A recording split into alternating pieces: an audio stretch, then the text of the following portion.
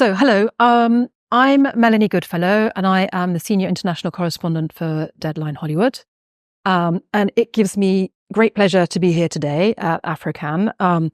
To my immediate right, I have Seydina Baldé, who's an actor, producer, screenwriter, and also produces under the banner of Shimazu Productions. Okay.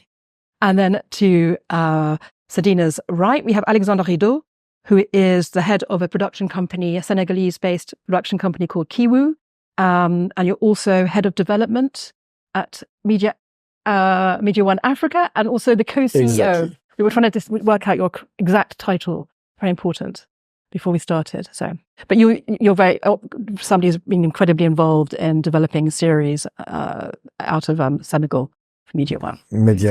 Senegal and in other countries also in West Africa, such as Benin. Okay. Yes, Benin or Ivory Coast, right. and hopefully soon, as we'll discuss, in South Africa. Okay. Yeah. So the starting point for this discussion is this amazing 6-part series that has just come out on Canal+, Lex Africana. Do you want to talk a little bit about, lay it out, or shall I just give a little brief? Please. So it's a really interesting kind of thriller. You play a character called Gabriel Alion Thiam, if I got the pronunciation right. Very good. And he's an architect, and he's got this kind of mysterious past. He goes back home to Dakar, where his father has been killed in a mysterious. Well, we don't know at the very beginning. That's the thing, and he's been away for a few years, 3 years exactly, when he was in exile in Asia, and he comes back home, for his dad's funerals, and very rapidly he suspects that something is not right. He's going to start asking questions, and he's going to find out. To be quick, he's going to face a huge conspiracy around his father's death, and he's going to being trapped into the streets of Dakar, and you'll see Dakar that as you never see it before. It's going to be full of action.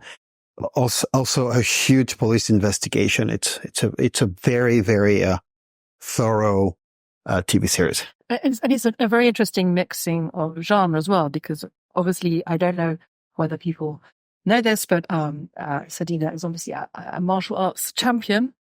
Used to be. Well, yeah, I remain it. Don't keep the title. Yeah. And that was also in your filmmaking, and he's a martial art expert in the series, and there's some very, very high octane action scenes, which are very exciting. Yes, absolutely. It was part of the interest of making this TV series. It was to create, to promote something in Africa that had never been done before. And we were thinking about just to stopping the cliche, we have tons of comedies, and it was time for me and also for Alexandre to create a new genre, to bring action thrillers, why not sci-fi tomorrow, in Africa. And for that, I always combine, when I create something, I always combine genres like action, not only action, but also with a thriller or a little bit of sci-fi sometimes, because I did it in the past. And the idea was, mostly to create something, to bring something on the table that was never seen before. And action was a big part of the project. But not only. Thriller is also, police investigation is also very important in the series. I only got romance. Yes, romance. Episode 2, so I didn't see the romance part unfold. But but Alexandre, how did you two connect, and why did you think it was worth getting involved in this project? Well, it's a long story. I first heard of Seydina's project back in 2018 when I was producing Sarwan Mangan, which was the first premium TV series that we produced in Dakar for Canal+ back in the days.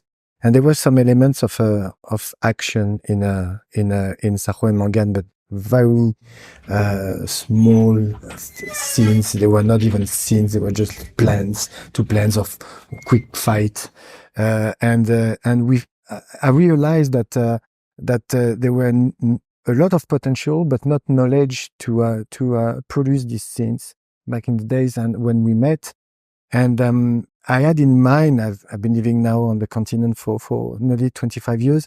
I had in mind that where there were still movie theaters in West Africa. Now they're reopening theaters all across the continent. But for 20, 30 years, there were nearly no more theaters. But before that, in the 80s and beginning of the 90s, the genre that movies that people used to love to go and watch were kung fu movies.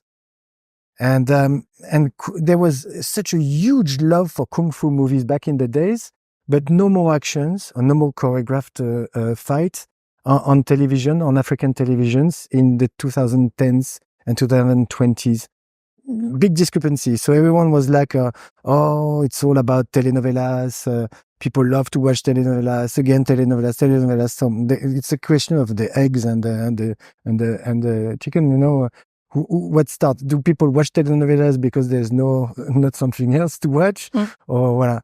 And so it took us time. Thanks to Elisabeth Darvieux, we met again, Seydina and I, and we decided. I had like a high interest to really tap into the potential of stunt fighters in Dakar, to really find out how we would be able to produce these action scenes.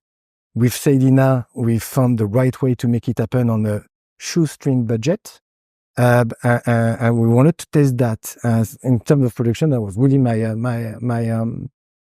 ambition. And so that's how we did it. Yeah. I mean, that sort of leads on to a question I had, like the action scenes. Were you using people from Senegal, from West Africa, or did you have to bring people in? And how did that work? Did you train them? Yes, absolutely. Well, the point was to make locals work as much as possible, because that was like part of the deal with Alexandre and myself. I really wanted to do that. So, but you know, action is a very unique genre to produce. Like, it takes time. It's tricky.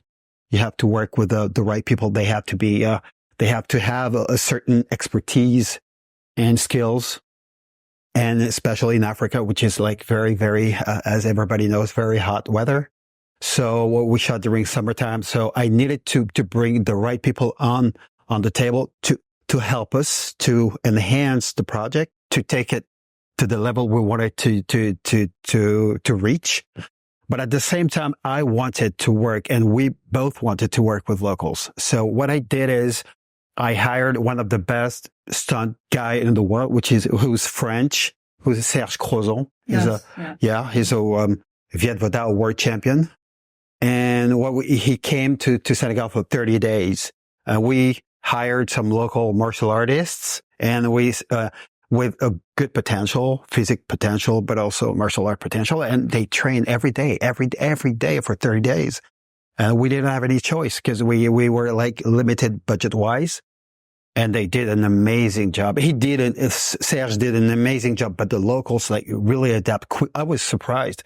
And they didn't hurt me. No one got hurt during the shooting for the first time ever in Africa. This is something that we really have to talk about. And I guess with Alexandre, we wanted to do the same thing at the same time. It's a really good timing wise. That was good. I had seen Sahoy Mangan, and I could see the potential, and I wanted to bring something new in Africa, thriller genre things, because action stuff is the genre which really works right now, especially right now, thanks to the platforms. And yeah, it was like finding the right recipe, the right story. Not only action, Lex Africana is a thriller. Is mostly a thriller. It's about Gabriel looking for the people who murder his dad. And on top of that, the cherry on the cake are the action scenes. That's how we wanted to do it. Not explosion, not gunfight, no car chasing for the first season. And it really worked, thanks to the local people that I had the chance to see, because I shot 4 years ago in an American TV show called entitled 000, and I could see the potential right then. And we brought some amazing people in from France, from Germany, and they really worked out. Yeah, the for the last 8 years, our philosophy has been to identify talents in Africa, us being Mediawan. So from scriptwriters to actors, from directors to editors, and to build skills, strengthen skills, build skills, even in production, to building skills in production. So as you say, the whole philosophy is to look at what's available, who's available, and see who we can bring to reinforce the team or specific knowledge. And this is why, and this is how our productions are very unsimilar with other co-productions, international co-productions that are being made in Africa. Where when you look at the end credits, you see that most of the execs or the people in charge are coming from abroad, and the assistants are African.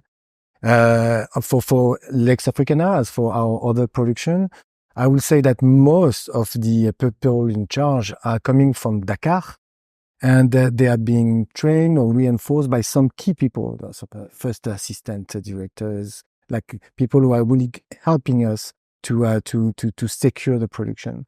And this way, for the last 8 years, we have been able to train hundreds of artists and technicians in Dakar and elsewhere, and at least which is at least 2 to 3 shooting production teams now, yeah. And one of them was working on Lex. Yeah. I mean, so you've talked about what you've been achieving in Dakar and Senegal. I mean, can you just explain a little bit about how, are you working across the whole continent, or are you really focused on West Africa? Well, as I say, it takes 10 hours by plane to go from Cairo to Cape Town, and 9 hours and a half to go from Dakar to Djibouti. It's a pretty big place, Africa, and there are many Africas. So we established our production company in Dakar, in West Africa, because it made more sense, because we share the same language, a lot of cultural elements, and it made sense to start in Dakar. We have produced so far in other countries such as Benin, such as Ivory Coast or Mali, so in the French-speaking world, West African world. But the plan is to expand. As a matter of fact, there's a project we are brainstorming on, Seydina and I, in South Africa. And I think that we needed to get more mature first in a land that we know well or better, which is West Africa. And now that we have production teams, writers, directors, I think we are ready to explore. And I met Prudence a few months ago in Lagos. So we have plans there that are very close to Cotonou, where we're expanding operation, and hopefully, in countries such as Ghana or South Africa, and we also have a plan to develop in Zimbabwe a movie. So it's expanding as we speak. Yeah. And well, while we're on the talking about working in South Africa, I think that might not be linked to Lex Africana, I'm not sure. But are you going to do a second Lex Africana? I mean, you've established this hero. So do you have plans yet on that? Do you hope it's going to continue? Oh, yes, definitely. So nowadays, when you start a TV series, it's obviously for at least 3 to 4, maybe 5 seasons, if it works well. And it's at the end of season 1. It's an opening ending. So we know that something could happen in the future. So let's say like the first season is the genesis of an African hero. And now we will be able to deliver even more material in season 2. A lot of people will come in, and definitely we're thinking about doing season 2, but also films. Because I found out that Africa has lots of TV series, a lot of TV shows, like broadcasting channels on YouTube and but not enough, to me, feature films. And it's a different approach, and it's a different cinema, which is very interesting. And we have to bring people more leaving their home, their houses, going to theater to watch high quality movies shot in Africa. by AfroCannes or co-production Europe or whatever, America and Africa. And this is the right time now. People are ready. People like, probably because like what happened, like with the pandemic, people spent weeks, months watching, their screens, smartphones or laptops. And now they want to go back to rediscover the theater. And Africa is such a wonderful continent. And as Alexandre said, there are different Africas, east, west, so different, so many things to show to the world, and Africa is not ready for it. And to get back to season 2, we had 3 main ambitions with this season 1, Seydina and I. First was to prove that it is possible to produce action in West Africa, with 95% of the team being from Dakar. Okay, we wanted to do to create an African hero that is not a Marvel hero, that has nothing to do with any franchise, but someone who can carry, someone who can help the people who have the have-nots, who can come and restore justice. This is what Gabriel is doing. There's something, a situation that is unfair. He comes, he fight the evil people, and he restore justice. Something, it's basic, but it's important. It shows a positive example. And we wanted this to happen in a realistic but positive image of Africa. We didn't want, again, to show something that is negative. There is tension, there is conflict, but there is hope.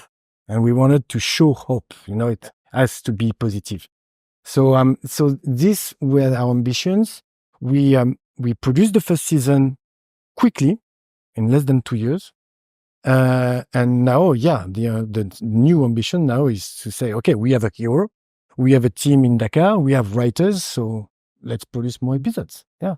So you obviously connected with Mediawan Africa, but you were a stuntman and you were a sportsman, but you wanted to go on the big screen. And the first sort of film that you made, where you were the star, you were involved in the production. You were the producer. Yeah, covert operation, yes, right? Yeah. 10 years ago, I produced 10 years ago already. Wow. I always look for different places and challenges, obviously, because I had I had access to a little fund, and I thought about the story where I always look for places that haven't been, seen a lot before. And a black guy going to North Korea was really something exotic. So I thought about this story and rewrote it. And I had a little bit of money, and I went to Hong Kong. Obviously, we couldn't shoot in North Korea.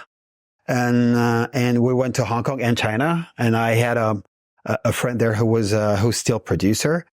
And we shot it in like 20 days. And the outcome was really good. And Lionsgate acquired the rights for 20 years. So that was my first success, I could say. Thank you. Thank you very much. Because I was alone. I was a really independent producer, and I went there. I rent a theater in Santa Monica, and I called all distributors, producers, to come and watch the film. And at the end of the second screening, Lionsgate say, look, finish. We're going to take it. And you stop the screening and everything. So I learned from the American way, and I sold it. So that was my first big thing. And after that, I went back to, as an actor. I worked for years as an actor, and I was always thinking about doing something in Africa. I'm always a producer. I produce or co-produce. I like to be at the very beginning of what I do, but I'm also an actor. So sometimes I just jump into productions just to act. But do you think it was you had to produce, you had to seize your destiny in your own hands if you wanted to get these big roles? You weren't sort of in stereotypical kind of roles? Like in 000, you played what? That's a great series. I'd play a fixer. Yeah. So, Yeah. but you are now in this show. You are the star. You are. Yeah. Well, actually, I have one of the main roles, but you have Andrea Riseborough and Dane DeHaan, who are like the two main characters, and they just go from Mexico to Italy to Morocco to Senegal. And I didn't know they were shooting in Senegal. I was just auditioning, and they said, "Where are you from?" I said, "Hey, I'm mixed. My mom is from Senegal. My dad from Guinea. I grew up in Paris, but I had spent like years in Canada, in Toronto, and in the US." So I said, "Oh, okay, good, interesting. We're shooting in Senegal." I said, "Oh, you're shooting in Senegal now?" I said, "Yeah." And that's how. And I was lucky enough to get the part, and I went there, and I've seen all the crew, the African crew, the young boy and young girls wanting to stay in Africa. They were there, and they were really happy and I said, "Look, this is the time. This is the perfect timing." And then I've seen what you've done on Sacco and Morgan. I said, look, it's a big sign for me. Now we have producers in Senegal, like doing some premium stuff, and we have the crew, the young talents to do it. And this is where the idea of creating an African hero, like Jason Bourne, why not Mission Impossible? Why not Fast and Furious Tomorrow in Africa? And this is how it started. And Let's go. Yeah. Do it. Thank you very much for having everybody. Yeah. Does anybody have any questions while we're carrying on with the conversation? So we can, I can continue talking if you, if it can help. No, that was a pleasure working in Africa for the first time for different reasons to bring new production there, a new genre of cinema there. But it's also, very encouraging for the future because like very few has been done there. So the potential is infinite, really. And that we intend to continue working there. But also, you have some great actors, great actresses, and all these unknown talents for now are just waiting the right opportunity to show their talent. And this is also part of our duty. Obviously, Alexandre has been doing this for years, but one of this brings up a question. You want to show this other side of Senegal, but what I was interested, you still had like a lot of European actors. So what was the thinking? It's a mix population. It's not just black. I love that question. It's thank you for asking it. I'm very surprised that in most West African TV shows, you don't see foreigners on screen. At the time where finally we encourage diversity in northern countries, this diversity is rarely depicted accurately in African TV series for many reasons. Mostly also because it's hard to find actors who are coming from abroad like this. There's many reasons. But when you walk in the streets of major African cities, you see people from all over the world. Mm-hmm. There are Russians, there are Chinese, there are people coming from all across Africa. There are Europeans, Americans, South Americans, like elsewhere. And we thought that this is something that we are trying to incorporate in our scripts normally. But this was an important element we thought for Lex Africana, not only to depict Africa as it is really with foreigners like elsewhere, but also to take the opportunity to bring skilled actors to confront them with the best Senegalese actors that we had in mind. The ones that are playing in Lex Africana, most of them are the best actors that you can find in Senegal. And suddenly these actors who are not used to play with actors from elsewhere were confronted with renowned actors from France, Germany, and elsewhere, IT, and UK. And it was so interesting to watch. And even for the actors also to be confronted with something new, with new ways of getting prepped for a scene, new ways to interact, to build the dialogue. And really you can meet, I know very well these actors in Senegal, and they play differently in Lex because of that. Oh yeah, absolutely. Because it's a different French. Oh, yeah. No, it's interesting because the way we write dialogues, it's French from France.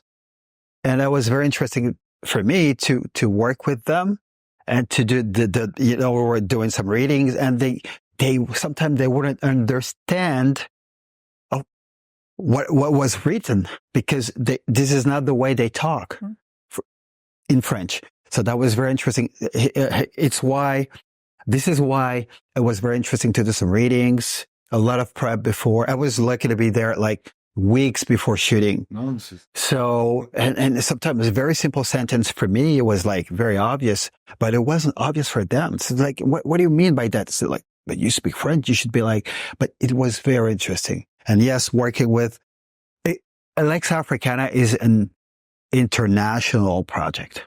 This is what we aimed from the very beginning. We wanted to be able to export the series, out of Africa, everywhere in the world. And it's being made right now because like, Mediawan really appreciate the project. I'm very happy about it. And they're like now making some international versions, and we have high hopes that the series will, be distributed elsewhere. So they haven't got a US or an Anglo-Saxon deal yet, but they're working on that. Yeah, we're working on that definitely. Definitely. The plan is strong African storytelling, but that also can travel. I think that this has been discussed over the last few days, and it was discussed last year at AfroCannes. The point that most of African content has a hard time to access to the international market. So we need, as producers and creators, to bring the elements that are necessary to get this access. Of course, there's the budget, there is the skills, of course, but also the casting, different elements, the music. That we hope it's happening now. That we hope will make possible for people from all over the part of the world to have access to this program and to this window of Dakar as no one has seen before. The lady has a question. She's been raising her hand for quite a while. Yeah, she's been very patient. You can talk all day. Thank you very much. Yes, my question was the fact that it's not an organization with casting director like we can find in Europe and everything. I was wondering, when you're an actor and you're interested in getting in touch with you for a project like that, how do you actually find you? Talk to my agent. That's number one. She's behind you. Yeah, she's right there. She's there. Oh, she's smiling. So you're lucky. So there's my fantastic agent Solène Edouard, who's there, and she's doing an amazing job. So for now, I'm not a movie star, so I'm very accessible. Like, you can just write to me. I have I receive a lot of offers, a lot of projects. Sometimes not very good, but I can read. If you write me something, send me something, I will. It's a good question, though. Thank you also for asking it, because it's true that there is not an environment yet developed with agents for actors, agents that are contacting producers who are going to CAA and saying, okay, I'm looking for this cast. So it's in the making. It's happening slowly. We have an agent in this room once again. But there's a lot of networking at the moment. It's a lot of networking. We are organizing castings, for instance. We always publish that when on our social networks pages, for instance. So be ready, be on the look, and don't be shy to send CVs all over the place to the production companies, because at this stage, it is true that in our region or part of the world, this is the way it works. But were you asking the question from the position of as a producer or as an actress? An actress. So you find it hard to figure out how to navigate it. Yeah, especially if you, for example, based in Senegal and they know you as an actress, it's easy. But if you are from international, from the diaspora, and you are interested in working in Africa, it's difficult to know how to make the connection. Yeah, true. So that's why I think even also even as a talent, as a director, or as another position, if you want to be able to work with a production company locally, it's difficult to have access. Yeah, it's true, but there are like many production companies. That's the good thing. So you have directly access to 3, 4. He's number 1 in Senegal, for instance. So you have no. I don't know. You don't know? Okay. You rank that. Okay. This is my feeling. Yeah. So you have like a couple of 3 major production companies, so you can have access pretty much easily for now. But Alexandre, you said at the beginning about Mediawan looking for talent, finding it, and then nurturing it. But who's looking for that talent? Who is it that's doing it for Mediawan Africa? Mainly everyone at Mediawan. It's a team effort. We have a communication team with Caroline here, who is receiving from time emails. There are other producers who receive projects and say, "Hey, Alex, I've received something interesting that is happening in Africa. Are you interested?" There is the distribution, of course, obviously. We have people from the distribution, Mediawan rights, who are going to festivals, they watch shows, they meet people, and when they find them interested, they put me in touch with them, So it's a team effort. And in Africa, we have a small but a team based in Dakar and a part of it in Cotonou, and we are constantly on the watch. We're constantly looking for talents, mostly writers at the moment, because it's really where we need to make progress. I think that if the goal is to reach the global market, the international market, as we all know, again, I'm not saying something like a breaking news. It all starts with writing, with the script, with a good script, and African script writers in general, in the French-speaking world, need to understand that they need to put even more effort into their work, and that's why we are doing our best to identify promising talent, and then letting them know that they need more work. Rewrite it. You can't get it done the first time, unless if you're a genius, and even genius, they will work the script most of the time. And this is a culture that we are trying to share with the local talents, so our teams also is doing that. We are constantly identifying the new generation. New generation is so surprising. What I call my new generation is the young 18 to 25 years old. There's a leap of faith, amazing leap of faith for these new professionals who are arriving. They were born with image, with the cell phones, with everything, and they write so well. They have great ideas for shows. They are sponges. We say sponges. They learn everything and they want to learn. It's very different from my generation, and so it's very encouraging. Okay. Just to you talked about Mediawan at the beginning, about where it's sort of starting in West Africa and then moving. Mm-hmm. What is the end goal for Mediawan Africa, if there is an end goal? What's the strategy? Where does the company want to take this? Well, thank you again.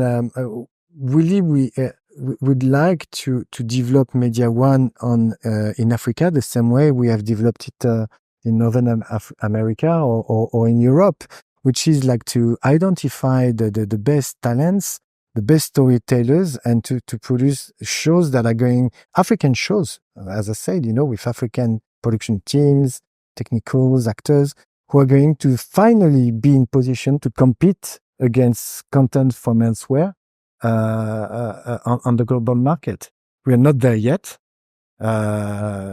still a long way, but this is definitely where we're heading to. Any more questions? Have you with Mediawan Africa? Have you guys had success already with in the sense of shopping it to having productions that have exported? Well, we are keeping referring to Sarou and Mangan, but Sarou and Mangan was produced in 2018, released for Canal Plus on 2019. And on 2020, it was the first French-speaking African TV series on Netflix. So distributed all over the world. And to this date, it remains the only French-speaking African TV series on Netflix. To this date, 4 years later. We also sold that show in England to BBC4, to Australia, to the US. So we know what is needed now to access the global market. Now it's a question of getting these shows there. Yeah. Good show. Thank you. Well, if that were to need, do you have any final words that you want to say? I think if there are no more questions, I think we can wrap it. I think it's been a really 4 minutes remaining. Yeah. More questions? Good. Yeah. Timing wise. Yeah. And do you have you're talking about we talked about Lex Africana and the projects that you have. I mean, what other productions do you have coming up now? Maybe something, I guess the future, and this is the direction we're heading to, is really to look for international co-productions. This is maybe the stage that is missing right now in what we are doing. And this is why we're thinking about South Africa, because the market there, it might be slightly more mature. In order to compete against other content and storytellings, I would say, we need more funds. Yeah, definitely.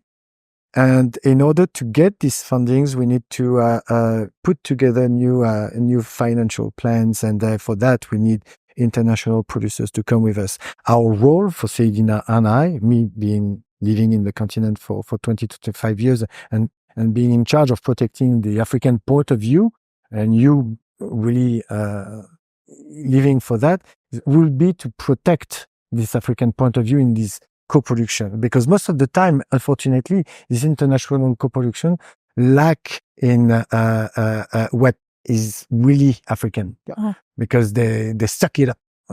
So it's a question of finding the right balance, and at the same time scaling up the budgets. That's going to be the big deal for the next few years, and what we're going to be working on together. Yes, absolutely. Africa is the future. That's what I said.